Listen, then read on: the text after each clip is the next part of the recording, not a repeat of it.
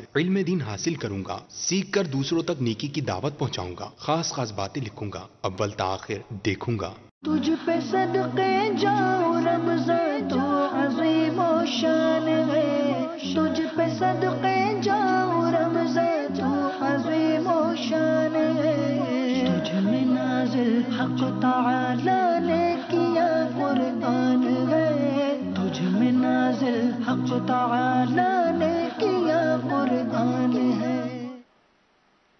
الحمدللہ رب العالمین والصلاة والسلام علی سید المرسلین، اما بعد فاعوذ باللہ من الشیطان الرجیم، بسم اللہ الرحمن الرحیم۔ الصلاة والسلام علیک یا رسول اللہ وعلی آلک واصحابک یا حبیب اللہ، الصلاة والسلام علیک یا نبی اللہ وعلی آلک واصحابک یا نور اللہ۔ میٹھے میٹھے اسلامی بھائیوں اور مدنی چینل کے ناظرین، سلسلہ قرآن کتاب ہدایت ایک بار پھر لے کر آپ کی خدمت میں حاضر ہوئے ہیں انشاءاللہ العزیز، باقاعدہ ایک آیت مبارکہ کے تحت اس کے ترجمہ تفسیر تشریح کے ساتھ اور اس سے ثابت ہونے والے احکامات کچھ انشاءاللہ العزیز اس بارے میں سنیں گے۔ نبی رحمت شفیع امت صلی اللہ تعالیٰ علیہ وآلہ وسلم کے ذات اقدس پر درود شریف پڑھنے سے متعلق اللہ خود قرآن میں کیا ارشاد فرماتا ہے؟ ان اللہ و ملائکتہ یصلون علی النبی، بے شک اللہ اور اس کے فرشتے درود بھیجتے ہیں اس غیب بتانے والے نبی پر۔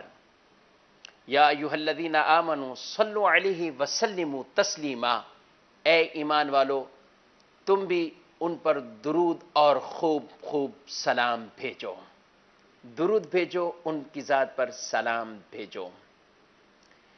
ہمیں چاہیے کہ ہم کثرت کے ساتھ اور بطور خاص ماہ مبارک رمضان شریف کی ان پربہار لمحات میں، ان گھڑیوں میں، ان ساعتوں میں اللہ کے رسول صلی اللہ تعالیٰ علیہ وآلہ وسلم کو کثرت سے یاد بھی کریں۔ آپ صلی اللہ تعالیٰ علیہ وآلہ وسلم کی ذات اقدس پر درود شریف کو اپنا معمول اور وظیفہ بھی بنا لیجیے۔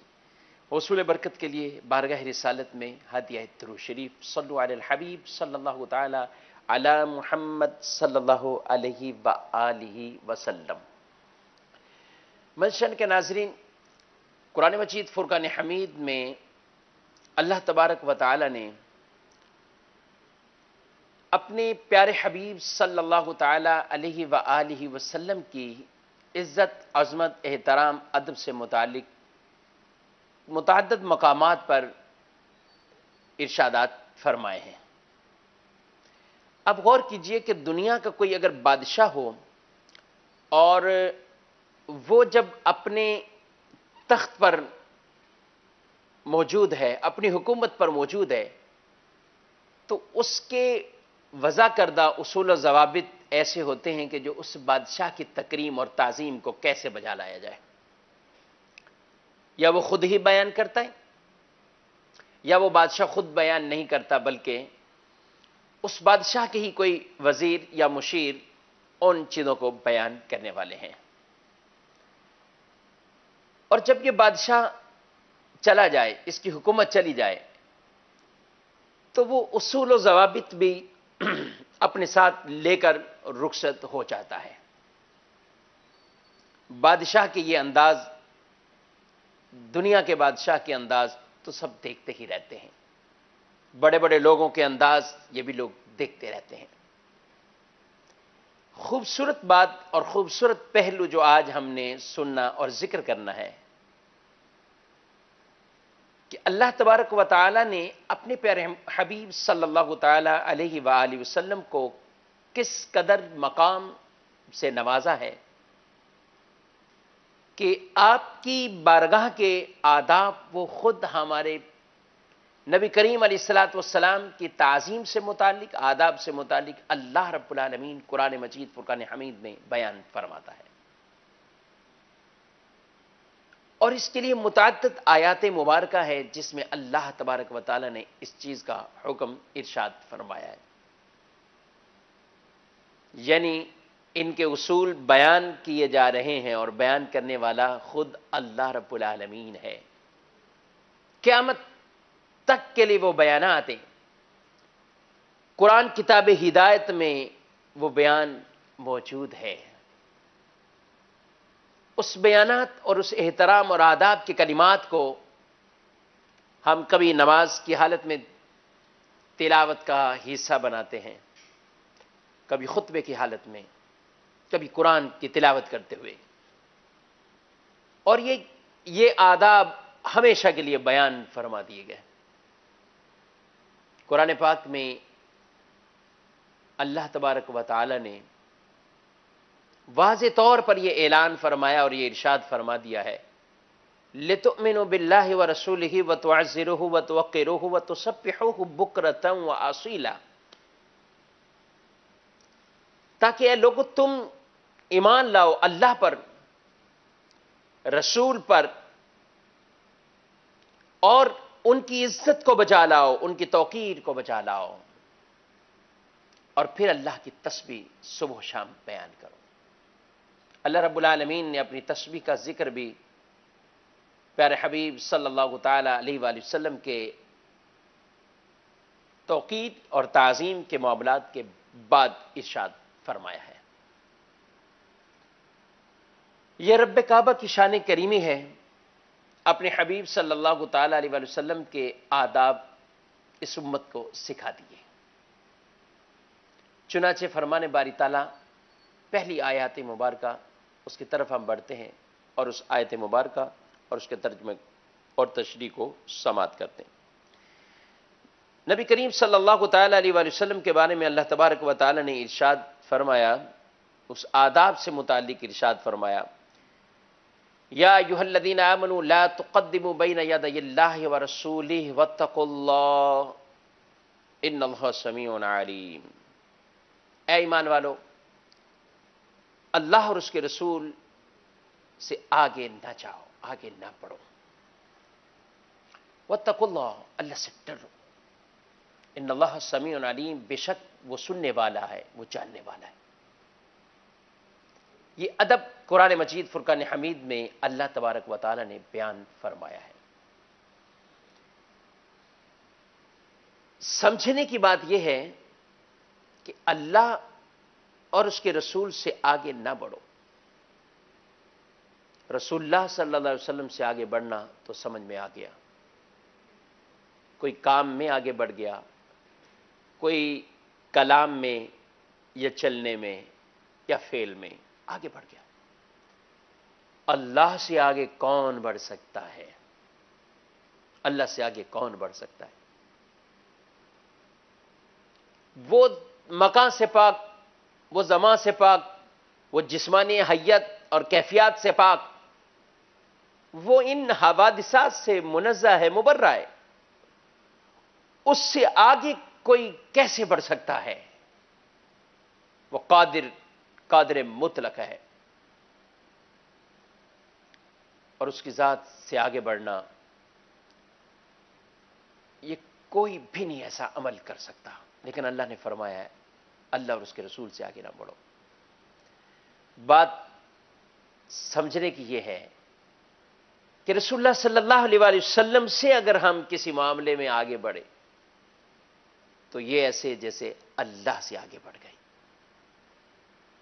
رسول اللہ صلی اللہ علیہ وسلم کی اطاعت جیسے کرتے تو وہ ایسے جیسے اللہ کی اطاعت کی۔ رسول اللہ صلی اللہ علیہ وآلہ وسلم سے محبت ایسے جیسے اللہ سے محبت، اور یہاں آگے بڑھنے میں بھی یہی کہ ان سے آگے بڑھا، گویا کہ اللہ سے آگے بڑھنا ہے، حالانکہ اللہ تبارک و تعالی سے آگے کوئی نہیں بڑھ سکتا، مگر ان کی اطاعت، ان کی محبت اور ان کی فرما برداری کو اللہ کی اطاعت، اللہ کی فرما برداری اور اللہ کی محبت وہ کہا جاتا ہے۔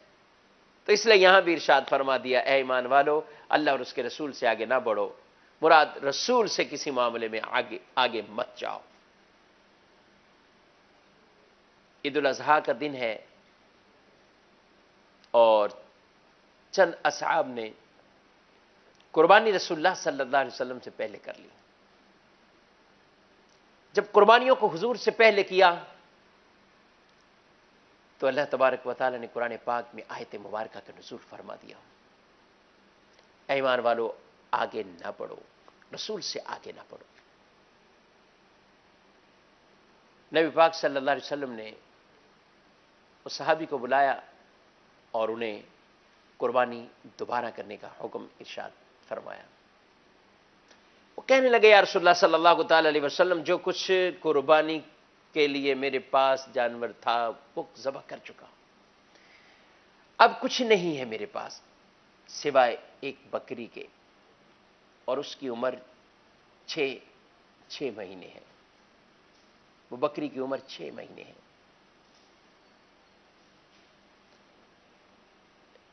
قربانی کے لیے بکری اور بکرے کا 1 سال کا ہونا ضروری ہے، لیکن مینڈھا ذبح کرنے تو وہ 6 مہینے کا بھی ذبح کیا جا سکتا ہے، لیکن یہاں بکری ہے وہ 6 مہینے کی۔ اللہ کے رسول صلی اللہ علیہ وآلہ وسلم نے فرمایا تم یہی کر لو، تمہارے لیے یہی کافی ہے، اور تمہارے علاوہ کسی کے لیے جائز نہیں، تمہارے علاوہ کسی کے لیے حلال نہیں ہے۔ یہ بات ارشاد فرما دیں۔ یہاں یہ بات بھی پتہ چلی کہ اللہ کے رسول صلی اللہ علیہ وسلم جو حکم ارشاد فرما دیں وہ بھی حکم الہی ہی ہے کی طرح ہے، اور آپ کو اللہ نے یہ اختیار دیا ہے جس کے لیے جو حکم دے دیں وہی اس کے لیے شریعت کا حکم بن جاتا ہے۔ کیونکہ قرآن ہی کہہ رہا ہے وَمَا آتَاكُمُ الرَّسُولُ فَخُذُوهُ وَمَا نَهَاكُمْ عَنْهُ فَانْتَهُوا، جو رسول دیں لے لو، اور جس سے منع کریں تم رک جاؤ۔ روزوں سے متعلق بھی تو وہ احادیث مبارک ہیں کہ جس میں روزے توڑنے سے متعلق کفارے کو بیان کیا گیا۔ ایک شخص بارگاہ رسالت میں حاضر ہوتا ہے اور عرض کرتا ہے یا رسول اللہ صلی اللہ علیہ وآلہ وسلم، روزہ ٹوٹ چکا ہے، کفارہ۔ فرمایا 60 روزے رکھو۔ کہا یا رسول اللہ صلی اللہ علیہ وسلم اس کی طاقت نہیں ہے۔ فرمایا کہ 60 کو کھانا کھلاؤ، غلام آزاد کرو، ہے نہیں، 60 کو کھانا کھلاؤ۔ عرض گزار ہو یا رسول اللہ صلی اللہ علیہ وسلم اس کی بھی طاقت نہیں ہے۔ بٹھا دیا۔ ایک شخص بارگاہ رسالت میں کھجوروں کا ٹوکرا لے کر آتا ہے یا رسول اللہ صلی اللہ علیہ وسلم یہ ہدیہ ہے، تحفہ ہے۔ فرمایا وہ کہاں ہے قسم کا کفارہ پوچھنے والا اور روزے کا کفارہ پوچھنے والا؟ تو کھڑے ہو گئے یا رسول اللہ صلی اللہ علیہ وسلم میں۔ فرمایا یہ لے جاؤ کھجوروں کا ٹوکرا، بانٹ دو، غربا میں مساکین میں بانٹ دو، یہی تمہارا کفارہ ہے۔ کفارہ پوچھنے آئے اور کفارے میں جو چیز بانٹی جا رہی وہ خود بارگاہ رسالے سے دی جا رہی ہے۔ کہا یہی لے جاؤ، یہ بانٹ دو۔ عرض کریں یا رسول اللہ صلی اللہ علیہ وسلم مجھ سے بڑھ کے بھی کوئی اور مسکین غریب ہے؟ حضور اتنا مسکرائے کہ آپ کے دانت مبارک کا نور واضح ہوا، اتنا مسکرا دیے۔ فرمایا لے جاؤ، اپنے اہل کو کھلا دو، اپنے گھر والوں کو کھلا دو، یہی تمہارا کفارہ ہے، لے جاؤ یہی تمہارا کفارہ ہے۔ اللہ اکبر۔ یہ ایسے اختیار بھی رکھتے ہیں جس کے لیے جو چاہیں وہ حکم شریعت ہے۔ ان کو قربانی کرنے کی اجازت دے دی کہ آپ 6 ماہ کی بکری کو ذبح کریں، ان کو کفارے کی کھجوریں خود ہی دیں، اور نہ صرف غریبوں میں تقسیم کرنا، اپنے گھر میں بانٹو، تقسیم کر دو، یہی تمہارا کفارہ ہو جائے۔ تو یہ ایسے اختیارات رکھتے ہیں، یہ مختار ہیں۔ اور ساتھ ساتھ اس ادب کو بھی بیان کر دیا، ان سے آگے مت بڑھو۔ قرآن مجید میں ایک مقام نہیں ہے، کئی ایسے مقامات اور کئی ایسی آیات مبارکہ ہیں جس میں اللہ تبارک و تعالی نے اپنے پیارے حبیب صلی اللہ تعالی علیہ وآلہ وسلم کے ان احترام اور آداب کو بیان کرتے ہوئے جگہ بجگہ احکامات کے لیے ارشاد فرمایا ہے، اور فرمایا لِتُؤْمِنُوا بِاللَّهِ وَرَسُولِهِ وَتُعَزِّرُوهُ وَتُوَقِّرُوهُ، تاکہ آدمی ایمان کے اندر وہ کاملیت اختیار کر لے، ایمان اس کا کمال کو پہنچ جائے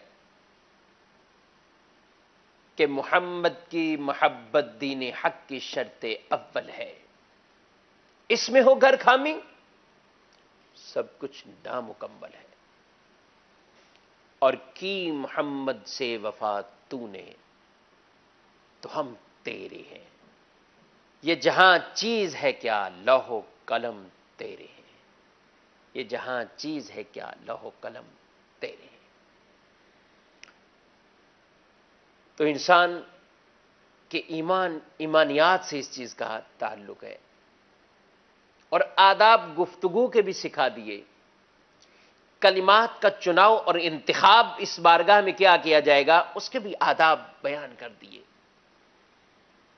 یا ایھا الذین آمنوا لا تقولوا راعنا وقولوا انظرنا، اے ایمان والو راعنا مت کہو، راعنا مت کہو۔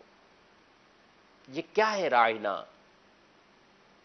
اے اللہ کے رسول صلی اللہ علیہ وسلم ہماری رعایت فرمائے۔ حضور خطاب فرماتے، اور آپ کے خوبصورت وہ کلمات ایسے ہوتے، اور یہ حسن تھا آپ کے ان کلمات کے اندر کہ اگر کوئی کلمات کو گننا چاہے تو وہ گن بھی لیتا تھا،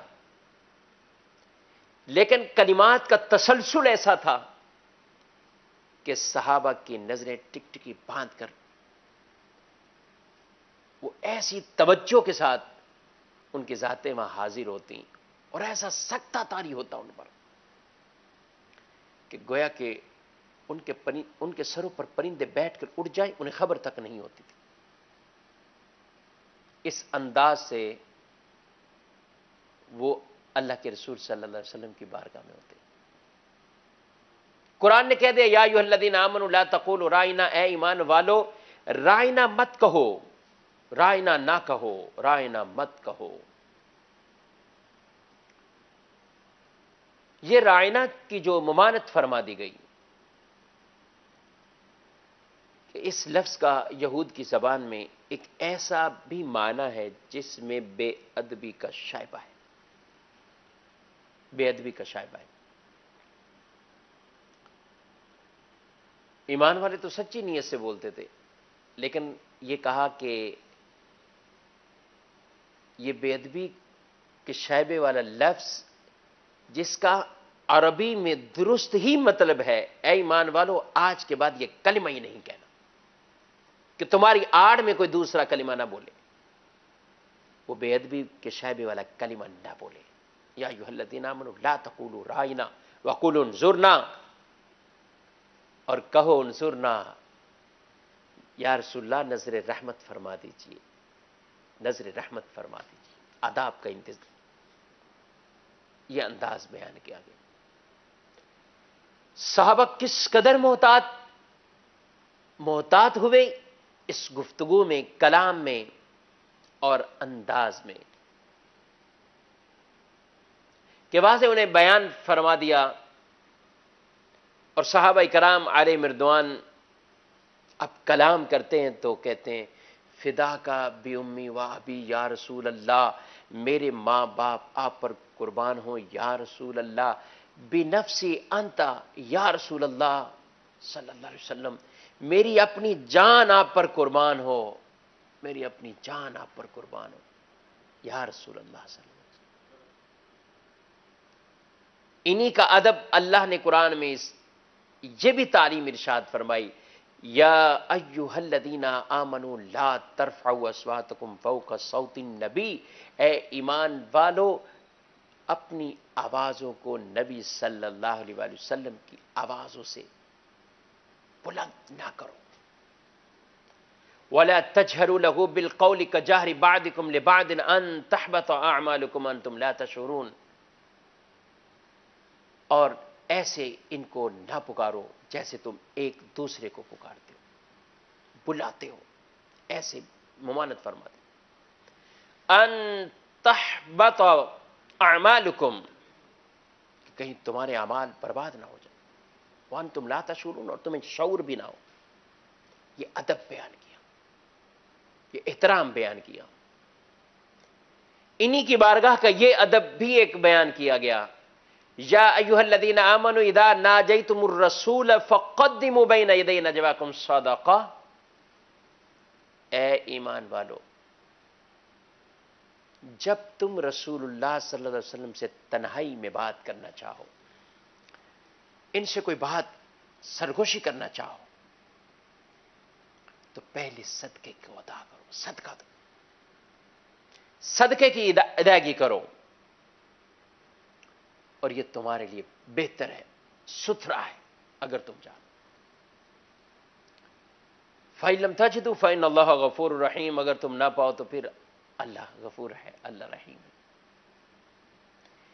یہ آیت مبارکہ کا نزول ہوا تو حضرت علی کرم اللہ تعالی وجہ الکریم فوراً صدقہ دیا اور بارگاہ رسالت میں آ گئے اور آپ سے تنہائی میں گفتگو کرنے لگ گئے. لیکن وہ تنہائی میں گفتگو جو کی وہ بھی دین کے احکام سیکھ رہے ہیں، دین کے مسائل پوچھ رہے ہیں.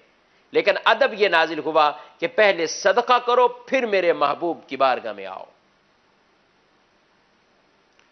صحابہ کی کیفیات کچھ غمگین ہو گئیں کہ ہمارے پاس تو اتنا مال نہیں ہے. کئی صحابہ ایسے تھے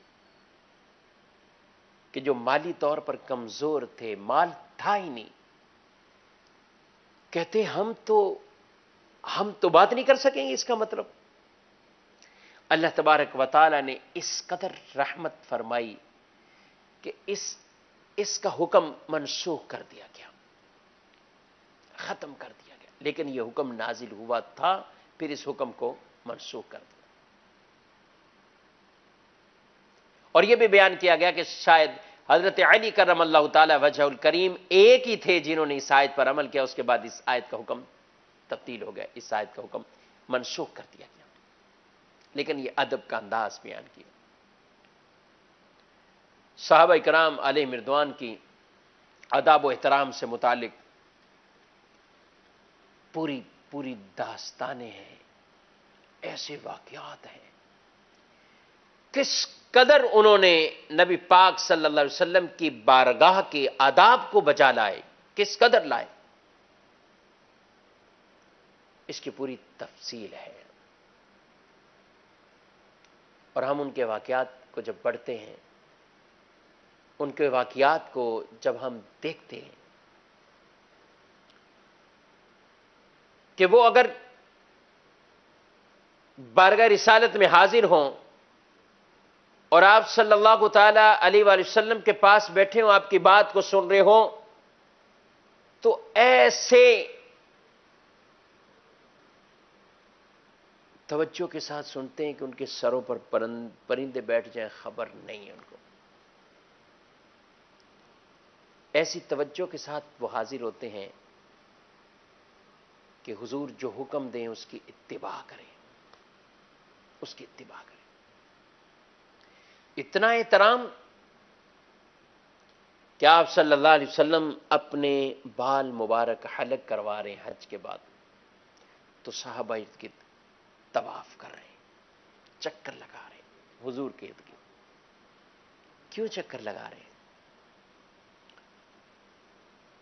کہ آپ صلی اللہ علیہ وسلم کا کوئی بھی بال مبارک آپ کے جسم سے جدا ہو کر زمین پر نہ گرے بلکہ ہمارے ہاتھوں میں آ جائے.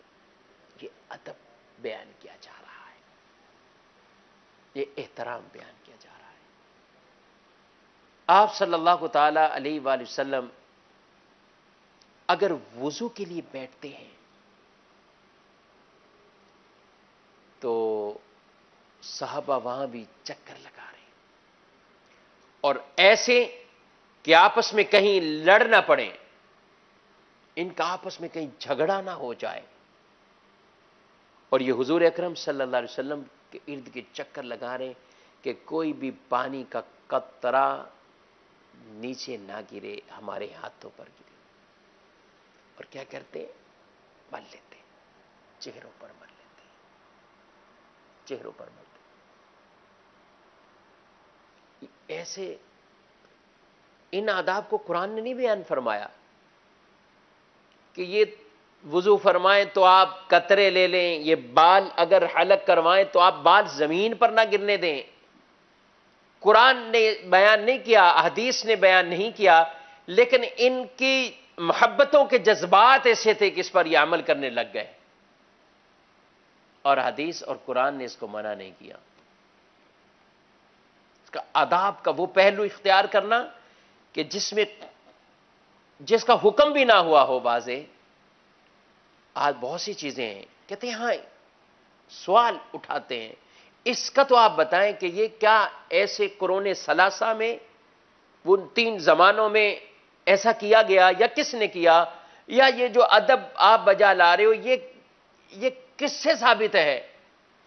تو میں یہی عرض کرنا چاہوں گا، اس کے لیے ثابت ہونے کی دلیل کی ضرورت نہیں ہے، بلکہ ممانت کی دلیل چاہیے کہ ممانت کہاں ہے، اور کہیں نہیں ملے گی ممانت. صحابہ کے یہ انداز ہمارے سامنے نمونہ ہے، سیرت ہے. اور قرآن مجید فرقان حمید میں انہی کی طرح ایمان لانے کا ہمیں حکم ارشاد فرمایا. فَإِنْ آمَنُوا بِمِثْلِ مَا آمَنُوا بِهِ فَقَدِ اهْتَدَوْا. اگر جیسے وہ ایمان لائے جس مثل اس طرح کا ایمان ہو، ہدایت پا جاؤ، کامیاب ہو جاؤ گے، کامیاب ہو جاؤ گے.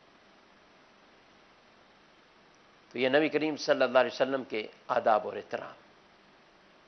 عروہ بن مسعود جب مسلمان ابھی نہیں ہوئے تھے اور حدیبیہ کے مقام پر وہ وفد لے کر مکے سے آئے تھے، لیکن جب واپسی گئے تو مکے والے انتظار میں ہیں، اور وہ ان کو جا کر کتنی باتیں کہتے ہیں کہ میں نجاشی بادشاہ کے پاس گیا ہوں، میں بڑے بڑے کیسر و کسریٰ ان کے پاس وفد لے کر گیا ہوں، لیکن میں نے ایسا ادب احترام کسی بادشاہ کا نہیں دیکھا جتنا ادب اور احترام مسلمان اپنے نبی صلی اللہ علیہ وسلم کا ادب و احترام کرتے. لوگوں نے پوچھا وہ کیسا ادب کرتے؟ ان میں ایک عمل یہ بتایا گیا کہ ان کے نبی جب تھوک مبارک کو بھی زمین پر ڈالنے کا ارادہ کریں تو ان کے غلام اپنی ہتھیلیوں کو بڑھاتے ہیں، اور اس کو بھی تبرک کے طور پر اپنی چہروں پر، ہتھیلیوں پر، جسم پر مل لیتے ہیں. احترام کا ان کے نبی جب خطاب فرمائے تو یہ توجہ کے ساتھ ایسے سنتے ہیں، اور وہ جو حکم دیں تو یہ اس حکم کی تکمیل کے لیے جلدی کرتے ہیں. اور انہی واقعات میں یہ واقعہ بھی بیان کیا گیا کہ وضو کریں تو وہ پانی کا قطرہ بھی زمین پر جانے کا ارادہ نہیں رکھتے کہ زمین پہ نہ گرے، آپ کے مبارک جسم سے جو جدا ہو وہ ہماری ہتھیلیوں پر ہمیں مل جائے. شرک ٹھہرے جس میں تعظیم نبی، آج تعظیم کی بات کو شرک سے تعبیر کرتے تھے. افسوس کی بات ہے، مسلمانوں کو اپنے نبی کی ادب اور احترام کرنے کے معاملات کو معاذ اللہ کو شرک میں ڈال دے. اعلی حضرت نے فرمایا شرک ٹھہرے جس میں تعظیم نبی، اس برے مذہب پر لعنت کیجیے. ہمیں احترام اور ادب کا حکم چکے ارشاد فرمایا گیا ہے، اور یہ تعظیم یہ عین ایمان ہے، اس کا تعلق ایمانیات سے ہے، اس کا تعلق اسلام سے ہے. اللہ کریم رب العزت جل وعلا ہم سب کو اپنے پیارے نبی صلی اللہ تعالی علیہ وسلم کا حقیقی عاشق اور ادب و احترام کما حقہ بجا لانے کی ہم سب کو توفیق عطا فرمائے. اسی موضوع کا حصہ دوم کہ کون سی چیزیں ہیں جن کو آج ہم تعظیم میں شامل کریں اور کس انداز سے تعظیم کو بچا لائیں. کل کا پروگرام، کل کا سلسلہ قرآن کتاب ہدایت کی، انشاءاللہ العزیز اس میں ان چیزوں کا بیان بھی کیا جائے گا.